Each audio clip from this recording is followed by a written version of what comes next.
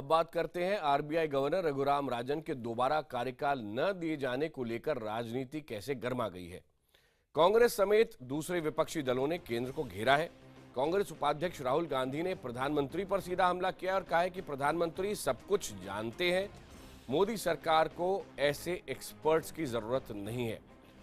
जाने माने अर्थशास्त्री और नोबेल पुरस्कार विजेता अमर्त्य सेन ने रघुराम राजन की खुलकर तारीफ की है और पूरे मामले को दुर्भाग्यपूर्ण करार दिया है।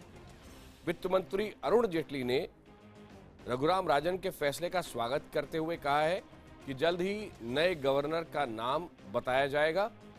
ये भी कहा जा रहा है कि राजन के बाद नए गवर्नर के नाम पर आगे जो चर्चा चल रही है उसमें सबसे आगे 2-3 जो नाम है उनमें एसबीआई की चेयरमैन अरुंधति राय हैं, रिजर्व बैंक ऑफ इंडिया के पूर्व डिप्टी गवर्नर राकेश मोहन है, अर्थशास्त्री उर्जित पटेल का भी नाम लिया जा रहा है और रिजर्व बैंक ऑफ इंडिया के पूर्व डिप्टी गवर्नर सुबीर गोकर्ण का भी नाम लिया जा रहा है।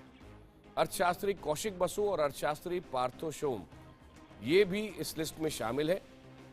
रघुराम राजन ने पहले ये स्पष्ट कर दिया था कि वो गवर्नर के तौर पर दूसरा कार्यकाल नहीं लेंगे। राजन ने रिजर्व बैंक में अपने सहयोगियों को चिट्ठी लिखकर ये कहा कि सितंबर में रिटायर होने के बाद वो एकेडमिक्स की दुनिया में लौट जाएंगे, रिसर्च में पढ़ाई लिखाई की ओर एक बार फिर वो चले जाएंगे।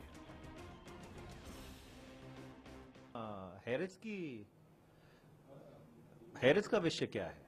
ये तो होना ही था भाई। अगर आप किसी स्वाभिमानी आदमी जो अपना स्वाभिमान, अपने सेल्फ रिस्पेक्ट रखना चाहता है, उसके खिलाफ इस तरह से लोगों को लगा दोगे तो अगला क्या करेगा? तो यही कहेगा ना कि भाई आप अपना कटोरा पकड़ो, मैं चलता हूं। और ये तो इस सरकार में क्षमता थी नहीं इस तरह से प्रताड़ित करो कि अगला अपने आप ही छोड़ जाए। जो बीजेपी में एमपी हैं या जो काफी बीजेपी में सक्रिय लोग हैं, उन्होंने जो उनके ऊपर इस तरह का पहले कभी भी 70 वर्ष में ये काम नहीं हुआ।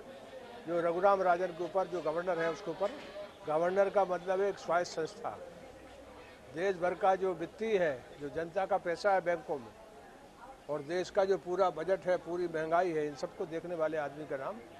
तो इसलिए एक स्वाभिमानी आदमी जो है वो क्या करेगा? Well, I think this is clearly Dr. Raghuram's choice.